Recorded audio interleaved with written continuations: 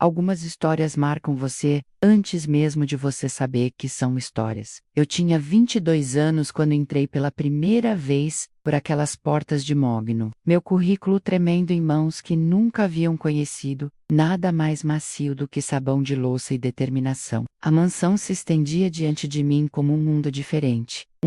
Onde o cristal capturava a luz do sol, e os tapetes persas engoliam os passos por inteiro. Eu viera para a vaga de assistente pessoal, embora ainda não entendesse o que isso realmente significaria. O chefe sentava, atrás de uma mesa, do tamanho do meu quarto de infância. Seu cabelo prateado pegando a luz da manhã, que entrava por janelas mais altas que árvores. O poder vivia na postura de seus ombros, na maneira como ele olhava para minha inscrição, sem olhar para mim. O dinheiro falava através de seus sapatos de couro italiano, seu relógio suíço, a maneira como o próprio ar parecia se curvar ao seu redor. Eu precisava do emprego. As contas médicas da minha mãe haviam se acumulado como nuvens de tempestade, e a mensalidade da minha faculdade noturna esperava como uma dívida não paga, quando ele me ofereceu um salário que resolveria todos os problemas que eu já conhecera. Assinei papéis que deveria ter lido com mais atenção. Os primeiros meses passaram em um borrão de reuniões agendadas e telefonemas filtrados. Aprendi a andar silenciosamente em pisos de mármore, a falar apenas quando falassem comigo, a me tornar invisível quando sua esposa passava pelos corredores em seus vestidos de grife. Ela nunca me olhava diretamente. Eu era um móvel para ela, algo útil,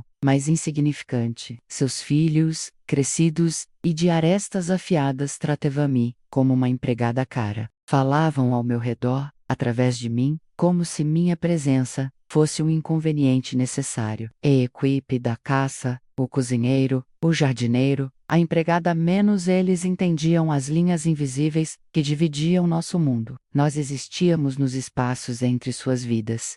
Mas ele começou a me notar. Começou com olhares demorados durante as sessões de ditado, seus olhos acompanhando o movimento da minha caneta no papel. Depois vieram as ligações tarde da noite para seu escritório em casa, ostensivamente para correspondência urgente, que poderia ter esperado até amanhã. O trabalho tornou-se secundário, a maneira como ele me observava, mover-se ao redor de sua mesa, a maneira como sua voz baixava quando estávamos sozinhos. Eu dizia a mim mesma que era profissional. Eu dizia a mim mesma que estava imaginando o peso de sua atenção, a maneira como o ar se tornava denso quando sua esposa viajava para a propriedade de sua irmã, ou seus filhos desapareciam para seus vários afazeres. Eu era jovem o suficiente para confundir poder com atração, isolamento com intimidade. A primeira vez que ele me tocou, eu estava alcançando arquivos na prateleira de cima de sua estante. Sua mão cobriu a minha no degrau da escada, para me firmar.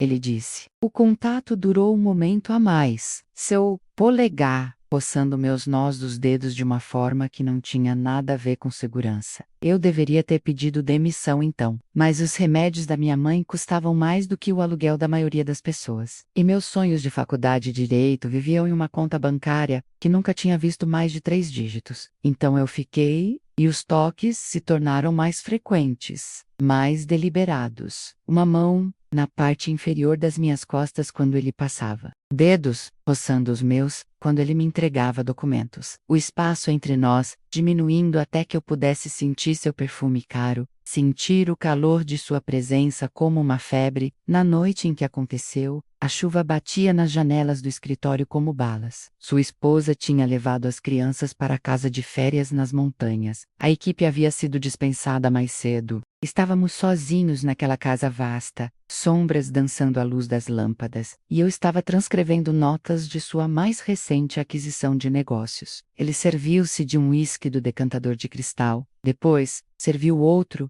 e o colocou ao lado da minha máquina de escrever. Eu não bebia álcool, não podia me dar ao luxo de desenvolver gostos caros menos, mas algo em sua maneira tornou a recusa impossível. O uísque queimou, mas não tanto quanto a maneira como ele me olhou quando levantei o copo. Não tanto quanto o peso de sua mão quando pousou em meu ombro, depois traçou a linha do meu pescoço. Quero dizer que resisti. Quero dizer que lutei, ou gritei, ou corri. Mas eu tinha 22 anos e estava sozinha e afogada em dívidas e medo. E ele era tudo o que eu nunca tinha sido: poderoso, certo de si, intocável. Quando ele me guiou para o sofá de couro perto da lareira, eu deixei. Quando ele sussurrou que eu era bonita, especial, diferente de todas as outras, eu acreditei nele. Depois, enquanto eu estava sentada no banheiro, encarando o meu reflexo em seu espelho de moldura dourada, tentei me convencer de que tinha sido minha escolha, que de alguma forma, naquele vasto desequilíbrio de poder e necessidade, eu havia escolhido isso. Ele foi mais gentil depois daquela noite quase terno. Ele me trouxe presentes, um colar de pérolas, um lenço de seda, uma bolsa de couro que custava mais que meu salário mensal. Ele me contou sobre seu casamento sem amor, seus filhos distantes, a solidão que vivia nos cantos de sua vida perfeita. Eu era jovem o suficiente para acreditar que poderia salvá-lo, tola o suficiente para pensar que era a primeira a tentar. Por 3 meses, vivi naquele estranho crepúsculo entre funcionária e amante, entre esperança e desespero. Ele me convocava para seu escritório, para ditados que se tornavam beijos roubados. Ele encontrava razões para trabalharmos até tarde, para viajarmos juntos para suas várias propriedades de negócios. E sempre, sempre, havia a promessa, menos nunca dita, mas implícita menos, de que um dia, de alguma forma, isso poderia se tornar algo real. Minha menstruação não veio em outubro. Depois, em novembro, a linha do teste de gravidez apareceu como um veredito, rosa e inegável, na luz fluorescente, dura do meu banheiro, minúsculo. Fiquei olhando para ela até meus olhos lacrimejarem, até que o sinal demais se queimou em minhas retinas como uma marca. Por uma semana, carreguei o segredo como uma pedra no peito. Observei sua esposa nas poucas funções sociais que eu era obrigada a frequentar. Sua mão bem cuidada descansando no braço dele, seu sorriso polido e vazio. Observei seus filhos, mimados e descuidados, e tentei imaginar meu próprio filho, crescendo à sombra deles. Quando finalmente contei a ele, estávamos em seu escritório, o mesmo cômodo, onde tudo havia começado. Ele estava revisando contratos, seus óculos de leitura na ponta do nariz, parecendo em todos os aspectos, o empresário de sucesso. Fiquei de pé na frente de sua mesa como uma ré, aguardando a sentença. As palavras saíram em um sussurro. Estou grávida. Ele pousou a caneta com muito cuidado, tirou os óculos e me olhou como se eu tivesse acabado de lhe dizer que o prédio estava pegando fogo. O silêncio se estendeu entre nós, como um abismo, preenchido apenas pelo tic-tac de seu relógio antigo e o zumbido distante do tráfego lá embaixo. Sua primeira pergunta não foi sobre minha saúde, ou meus planos, ou como eu estava me sentindo. Foi sobre si. Eu tinha certeza de que a criança era dele. A pergunta me atingiu como um tapa. Naquele momento, entendi quão completamente eu havia interpretado tudo errado. Eu não era especial. Eu não era diferente. Eu era um problema a ser resolvido, um erro a ser corrigido. Ele se recostou em sua cadeira de couro, os dedos entrelaçados, e começou a falar no mesmo tom que usava para demitir funcionários incompetentes. Havia opções, ele disse, soluções, procedimentos. A palavra aborto nunca cruzou seus lábios, mas pairava no ar entre nós como fumaça. Fiquei ali em meu vestido de segunda mão, meus sapatos de loja de descontos, e senti a última de minhas ilusões desmoronar. Este homem que havia sussurrado poesia em meu cabelo, que me dissera que eu era bonita, que me fizera acreditar que eu valia alguma coisa a menos. Ele estava me olhando como se eu fosse lixo a ser descartado. Quando não respondi, quando não consegui forçar as palavras através do nó na minha garganta, sua maneira mudou. Ele se tornou prático, eficiente. Ele forneceria dinheiro, disse ele. O suficiente para lidar com a situação discretamente. O suficiente para me mudar, talvez, para começar de novo em outro lugar. Seu tom sugeria que isso era generoso, magnânimo até. Encontrei minha voz então, pequena e trêmula. E se eu quiser ficar com ele? A temperatura na sala pareceu cair 10 graus. Sua expressão endureceu para algo que eu nunca tinha visto antes. Não o empresário poderoso, não o marido solitário, mas algo mais frio, algo perigoso. Isso não seria sensato, disse ele. A ameaça vivia nos espaços entre suas palavras, na maneira como seus olhos nunca deixavam os meus, na compreensão súbita de que eu nunca conhecera aquele homem de verdade. Tudo o que eu pensava que tínhamos compartilhado, menos cada toque, cada palavra sussurrada, cada momento roubado, tinha sido uma transação para ele. e agora a conta estava vencida. Fui demitida de meu emprego naquela tarde. Demitida por problemas de desempenho, ele disse. Embora meu trabalho sempre tivesse sido exemplar, a papelada já estava preparada. O cheque de rescisão calculado ao centavo, eficiente, limpo, final. 3 semanas depois, eu estava morando em um apartamento de um cômodo acima de uma lavanderia, sobrevivendo de sopa instantânea e dos restos minguantes de minhas economias. O enjoo matinal havia começado, ondas de náusea que me dobravam nos momentos mais inconvenientes. Eu conseguira encontrar trabalho como balconista do turno da noite, em uma lanchonete 24 horas, mas ficar de pé fazia meus pés incharem, e o cheiro de gordura provocava minha náusea. Eu tinha acabado de voltar do meu turno, a luz do amanhecer entrando pela minha janela rachada, quando ouvi o carro lá fora. Era um sedã preto caro e reluzente, estacionado em frente à lavanderia, como um tubarão entre peixinhos. 2 homens, de terno, bateram na minha porta. Eles eram educados, profissionais, seus rostos esquecíveis à maneira de capangas contratados. Eles tinham uma oferta de seu empregador, disseram. Uma oferta generosa, uma oferta final. O envelope que eles colocaram na minha mesa de cozinha arranhada continha mais dinheiro do que eu já tinha visto. O suficiente para desaparecer, para me matar, para recomeçar em algum lugar bem longe. Tudo o que eu tinha que fazer era assinar um documento, afirmando que eu nunca contataria o empregador deles ou sua família novamente. Nunca faria nenhuma reivindicação sobre paternidade. Nunca buscaria nenhum apoio ou reconhecimento. Em essência, eu concordaria em apagar a mim mesma e meu filho de sua história inteiramente. Os homens esperaram enquanto eu lia a linguagem jurídica, sua presença enchendo meu pequeno apartamento como névoa. Lá fora, as máquinas da lavanderia zumbiam sua canção de ninar industrial, e em algum lugar à distância, um cachorro latia para amanhã. E se eu não assinar? Perguntei. O mais alto sorriu, mas o sorriso não alcançou seus olhos. O empregador deles era um homem poderoso. Ele disse, influente, conectado. Seria lamentável se surgissem complicações, dificuldades com futuros empregos, pedidos de moradia, aprovações de crédito.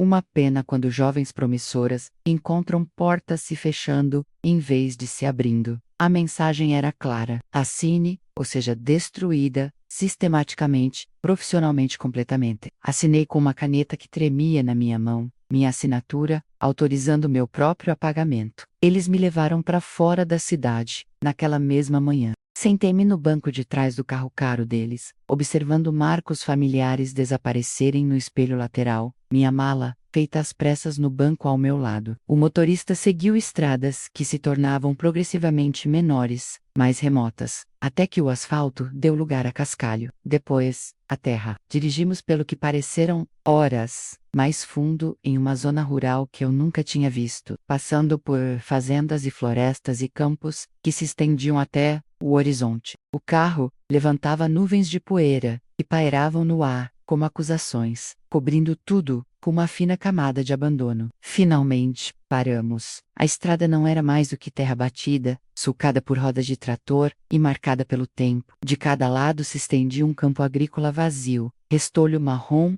aparecendo através de manchas de neve. À distância, um aglomerado de edifícios se amontoava contra o céu de inverno. Uma cidade, talvez, ou apenas mais uma coleção de sonhos esquecidos. Os homens saíram primeiro, seus sapatos de cidade rangendo no chão, endurecido pela geada. O mais alto abriu minha porta com uma cortesia zombeteira, gesticulando para que eu saísse. É aqui que você desce, disse ele. Eu o encarei, sem entender. Estávamos no meio do nada, cercados por nada. O prédio mais próximo ficava pelo menos 1 milha de distância, talvez mais. O vento de inverno cortava meu casaco fino como uma lâmina, carregando o cheiro de folhas mortas e fumaça de lenha distante. Mas o carro, eu disse. O dinheiro deveria incluir transporte para onde eu quisesse ir. O homem mais baixo me entregou minha mala do porta-malas. Os planos mudam, disse ele. O empregador deles achou que este arranjo era mais apropriado. Eles me deixaram lá naquela estrada de terra com minha mala e $23 na bolsa e uma gravidez de 3 meses que fazia minha cabeça girar com um enjoo matinal. O carro caro deles desapareceu em uma nuvem de poeira, levando consigo minha última conexão com o mundo que eu conhecera. Fiquei naquele vazio por um longo tempo, observando a poeira assentar, sentindo o peso do abandono pressionar sobre mim como algo físico. O silêncio era absoluto, sem tráfego, sem vozes, sem sinais de vida, além dos prédios distantes e dos corvos grasnando das árvores nuas. A caminhada até a cidade levou 47 minutos. Contei cada passo, cada nuvem de respiração que congelava no ar à minha frente. Minha mala ficava mais pesada a cada milha, a alça cortando minha palma, mas eu não ousei colocá-la no chão. Tudo o que eu possuía estava naquela mala, menos minhas roupas, meus certificados, minha fotografia de minha mãe, meu diploma do ensino médio. Tudo o que restava da pessoa que eu costumava ser. A cidade se chamava Millbrook, embora eu só tenha descoberto isso mais tarde. População 847, de acordo com uma placa gasta que alguém havia usado para tiro ao alvo. Era o tipo de lugar por onde as pessoas passavam sem parar, onde a rua principal tinha um posto de gasolina, uma lanchonete, uma loja de ferragens, e não muito mais. Caí em um ponto de ônibus que provavelmente não via um ônibus há anos, minha mala ao meu lado, minhas mãos tremendo, por mais do que frio. Algumas pessoas passaram, menos fazendeiros com jaquetas gastas, crianças voltando da escola menos, mas ninguém me olhou nos olhos. Em uma cidade tão pequena, estranhos se destacavam como sangue na neve, e eu claramente não era o tipo de estranho que eles queriam reconhecer. A lanchonete chamava-se Millis, seu letreiro de neon, piscando em rosa e azul, contra a tarde cinzenta. Lá dentro o calor me atingiu como uma bênção, junto com o cheiro de café e comida frita, e revirou meu estômago de grávida. Deslizei para um box no fundo, pedi um chá e uma torrada que mal podia pagar, e tentei descobrir o que fazer a seguir. A garçonete era mais velha, talvez 50 anos, com olhos gentis e sapatos práticos. Quando ela me viu contando as moedas para a gorjeta, algo em sua expressão se suavizou. "Você está bem, querida?" ela perguntou. A pergunta quase me quebrou. Foi a primeira palavra gentil que eu vi em semanas, e tive que pressionar meus lábios para não chorar. Assenti, sem confiar na minha voz, e ela apertou meu ombro antes de passar para a próxima mesa. Passei aquela noite na estação de ônibus, cochilando, intermitentemente, em um banco de madeira, minha mala agarrada ao peito, como uma armadura. Quando a manhã chegou, eu ainda estava lá, ainda grávida, ainda sozinha, mas de alguma forma, ainda respirando. Os 3 anos seguintes passaram como um sonho febril de sobrevivência. Encontrei trabalho onde pude, limpando escritórios, estocando prateleiras, servindo mesas, quando minha barriga crescente não deixava os clientes desconfortáveis. Aluguei um quarto acima da loja de ferragens, tão pequeno que eu podia tocar as 2 paredes com os braços abertos. Mas era meu, e era abrigo e me protegia da chuva. A gravidez progrediu naquele quarto minúsculo, marcada por visitas a uma clínica do condado, a 40 minutos de ônibus. O médico era gentil, mas sobrecarregado. As enfermeiras eficientes, mas distantes. Frequentei aulas de prenatal, onde outras mulheres falavam sobre temas de berçário e nomes de bebês, enquanto seus maridos massageavam suas costas. Eu sentava na última fileira, tomando notas que não precisava, fingindo que não estava completa e totalmente sozinha. Minha filha nasceu em uma terça-feira de março, durante uma tempestade de primavera que sacudiu as janelas do hospital. O trabalho de parto durou 14 horas, e quando acabou, quando a colocaram em meu peito, olhei em seus olhos e vi meu próprio rosto me encarando menos, mas mais forte de alguma forma, mais determinado, como se ela tivesse herdado toda a minha teimosia e nada do meu medo. Eu a chamei de Sarah, em homenagem à minha avó, uma mulher que havia criado 7 filhos durante a Grande Depressão e nunca reclamou de sua sorte na vida. Sarah e eu vivemos naquele quarto acima da loja de ferragens por 2 anos. Eu trabalhava em turnos duplos na lanchonete, enquanto ela ficava com a senhora Henderson, a senhora idosa, que morava do outro lado do corredor. A senhora Henderson havia criado 6 filhos, e entendia o cansaço particular da maternidade solo. Ela nunca fez perguntas sobre o pai de Sarah, nunca comentou a ausência de fotos de casamento ou de família. Ela simplesmente aparecia todas as manhãs, às 7 horas em ponto, pronta para amar outra criança que precisava de amor. No segundo aniversário de Sarah, tudo mudou. Eu estava voltando para a casa do meu turno da noite na lanchonete, exausta e pensando nas contas que nunca pareciam diminuir. Quando vi o helicóptero, estava voando baixo sobre a cidade, seu holofote cortando a escuridão como uma espada. O som de seus rotores enchia o ar da noite, urgente e proposital. Uma criança havia desaparecido de uma das fazendas fora da cidade, um menino de 4 anos, que havia entrado na floresta durante a tarde e não fora encontrado ao anoitecer. O corpo de bombeiros voluntários procurava há horas, mas o terreno era acidentado e a escuridão tornava o progresso lento. O helicóptero era sua última esperança. Fiquei na rua principal com metade da cidade, observando aquela máquina percorrer a paisagem em grades cuidadosas, sua luz sondando as sombras entre as árvores. Havia algo hipnotizante em seu movimento, algo quase gracioso na maneira como dançava pelo ar, morte e salvação, equilibradas em paz giratórias. Eles encontraram o menino 1 hora depois, com frio e assustado, mas vivo, aninhado sob um tronco caído, a 3 milhas de sua casa. O helicóptero pousou na praça da cidade, seus rotores agitando poeira e lixo em redemoinhos. E a piloto saiu para ajudar a transferir a criança para a ambulância que esperava. A piloto era uma mulher.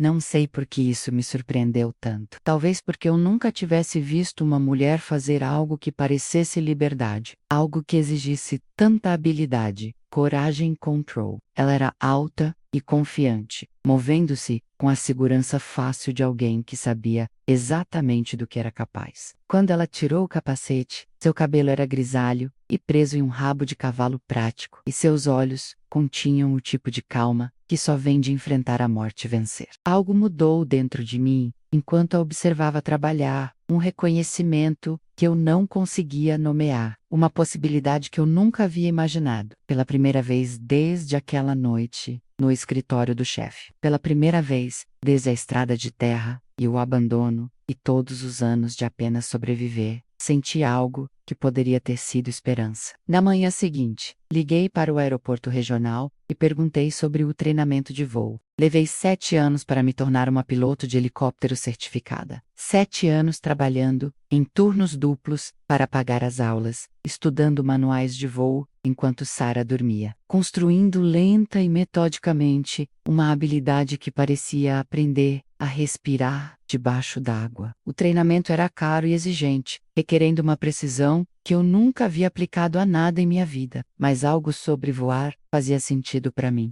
Talvez fosse a natureza absoluta disso, menos a maneira como você estava no controle, ou estava morto, sem meio termo para autodúvida ou hesitação. Talvez fosse a solidão, a maneira como a cabine se tornava um casulo, onde apenas a competência importava, onde meu passado era irrelevante e meu futuro era medido em altitude e velocidade. Aprendi a ler padrões climáticos como se fossem escrituras, a sentir os humores do helicóptero através de minhas mãos e pés, a tomar decisões de frações de segundo que significavam a diferença entre resgate e catástrofe. Pratiquei procedimentos de emergência até que se tornassem instinto, até que eu pudesse auto-rotationer uma aeronave em falha para um pouso seguro sem pensamento consciente. Os outros alunos de pilotagem eram, na maioria, homens, na maioria mais jovens, na maioria convencidos de que voar era um esporte de cavalheiros. Eles me trataram com condescendência educada no início, depois com respeito crescente à medida que eu os superava em testes de navegação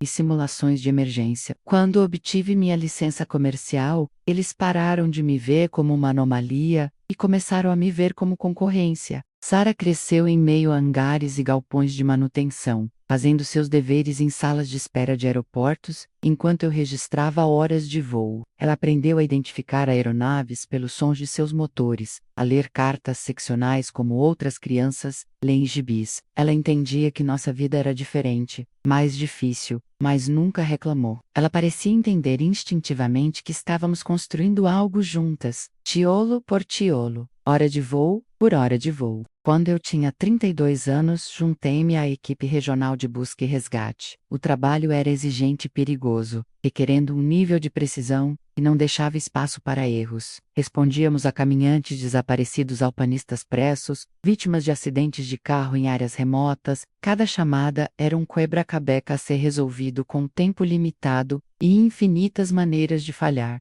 Mas eu era boa nisso. Melhor que boa. Os mesmos instintos de sobrevivência que me levaram, através da gravidez, do abandono e de 7 anos de dificuldades, agora me serviam na cabine. Eu conseguia ler o terreno como um mapa, sentir as mudanças do tempo em meus ossos, navegar por instinto quando os instrumentos falhavam. Meus colegas respeitavam minhas habilidades, confiavam em meu julgamento, confiavam em mim. Vidas que estavam em jogo. Sarah tinha 14 anos quando percebi que tínhamos conseguido. Não apenas sobrevivido, mas tido sucesso. Morávamos em uma casa pequena, agora nada chique, mas nossa, com um jardim e um balanço na varanda e fotografias na lareira. Sarah estava no quadro de honra na escola, planejando a faculdade, falando em se tornar médica ou talvez engenheira. Ela havia se tornado a pessoa que eu sempre esperei que ela pudesse ser, forte, confiante e sem medo do mundo. E eu também havia me tornado alguém, não a garota assustada que havia assinado aqueles papéis com as mãos trêmulas, não a mulher abandonada, deixada em uma estrada de terra, com nada além de uma mala e determinação. Eu era uma piloto, uma socorrista, alguém que as pessoas chamavam quando a esperança era a única coisa que restava. 25 anos se passaram antes que eu o visse novamente. Era uma terça-feira de setembro, o tipo de dia de outono fresco que fazia voar, parecer dançar com o vento. Eu estava de plantão, sentada na sala dos pilotos, no centro médico regional, quando o alerta chegou. Inundações repentinas nos condados do leste haviam prendido várias pessoas em suas casas, incluindo uma família em uma propriedade isolada nas colinas. As coordenadas eram familiares, embora eu tenha levado um momento para localizá-las, enquanto decolávamos e nos inclinávamos em direção às montanhas. Enquanto a paisagem abaixo tomava forma, senti um arrepio que não tinha nada a ver com a altitude. Eu conhecia aquelas estradas, eu as percorrera uma vez, anos atrás, no banco de trás de um sedã preto. Eu conhecia a curva do rio, a forma como as colinas se dobravam umas nas outras, a privacidade cara que o dinheiro podia comprar. A propriedade surgiu como uma memória se materializando. Vastos, gramados agora, sob 60 centímetros de água lamacenta. A entrada circular submersa, a mansão em si, em um terreno mais alto, mas completamente isolada do mundo exterior. Um heliponto havia sido adicionado desde a minha época lá, mas agora estava debaixo d'água. Inútil. Através das câmeras da aeronave, eu podia vê-los na varanda do segundo andar. 4 figuras, esperando por um resgate que poderia não vir se o tempo continuasse a se deteriorar. O homem estava mais velho agora, seu cabelo prateado branco, sua postura curvada pela idade. Mas eu o reconheci instantaneamente, da mesma forma que você reconhece a forma de sua própria cicatriz. Meu copiloto estava repassando a lista de verificação de aproximação, quando percebi que não tinha dito uma palavra desde que decolamos. Ele olhou para mim, preocupado. "Tudo bem, capitã?" ele perguntou. Assenti, minhas mãos firmes nos controles, minha voz calma quando respondi, apenas planejando a aproximação. Condições complicadas, era complicado. A água da enchente havia transformado os terrenos da propriedade em um lago, com detritos e linhas de energia, criando perigos invisíveis. O vento soprava em rajadas imprevisíveis, ricocheteando nas colinas de maneiras que poderiam jogar uma aeronave no chão sem aviso. Um piloto menos experiente poderia ter declarado o resgate impossível, esperado as condições melhorarem. Mas eu voava há 25 anos. Eu havia resgatado pessoas de picos de montanhas em nevascas, de cânions em tempestades de areia, de telhados em furacões. Esta era apenas mais uma missão, apenas mais um problema a ser resolvido, com habilidade, paciência e o tipo de calma que vem de saber exatamente do que você é capaz. Levei o helicóptero a um voo pairado a 50 pés, acima da varanda. O vento dos rotores chicoteando a água da enchente, em um spray que capturava a luz da tarde como diamantes. Através do para-brisa, eu podia vê-los claramente agora. Ele, sua esposa, seu filho adulto e uma jovem que poderia ser uma nora ou uma cuidadora. A esposa estava pálida de medo, agarrada ao corrimão da varanda como se pudesse salvá-la. O filho parecia zangado, da maneira como as pessoas privilegiadas parecem quando o mundo não as acomoda. A jovem parecia calma, competente, provavelmente a que pensara em pedir ajuda. E ele estava um pouco afastado dos outros, suas roupas caras encharcadas, seu rosto voltado para o helicóptero. Por um momento, enquanto eu manobrava para a posição de resgate, nossos olhos se encontraram através do para-brisa. Por quê? Reconheceria. Eu era apenas mais uma piloto de capacete e fone de ouvido. Outra profissional fazendo um trabalho. A garota assustada que ele havia descartado em uma estrada de terra era tão invisível para ele agora quanto fora. Então, mas eu o conhecia, cada linha de seu rosto, cada gesto, cada expressão. 25 anos se passaram, mas algumas coisas são gravadas fundo demais para desaparecer. Meu copiloto estava baixando a cesta de resgate, falando com a família pelo alto-falante, coordenando a extração deles com a calma profissional de alguém que já havia feito isso 100 vezes. A esposa foi primeiro, depois o filho, depois a jovem. Cada vez, eu mantinha a aeronave em um voo pairado perfeito, compensando o vento e as mudanças de peso com ajustes mínimos nos controles. E então, era apenas ele, na varanda. Ele entrou na cesta, com a dignidade cuidadosa de um homem que nunca duvidara que o resgate viria, que pessoas arriscariam suas vidas para salvar a dele. Mesmo em crise, mesmo cercado pelas consequências de forças além de seu controle, ele se portava como alguém acostumado a ser a pessoa mais importante em qualquer lugar. Enquanto a cesta subia em direção ao helicóptero, enquanto meu copiloto o guiava pela porta de carga, mantive meus olhos nos instrumentos. Velocidade, altitude, combustível restante, temperaturas do motor, os números que importavam,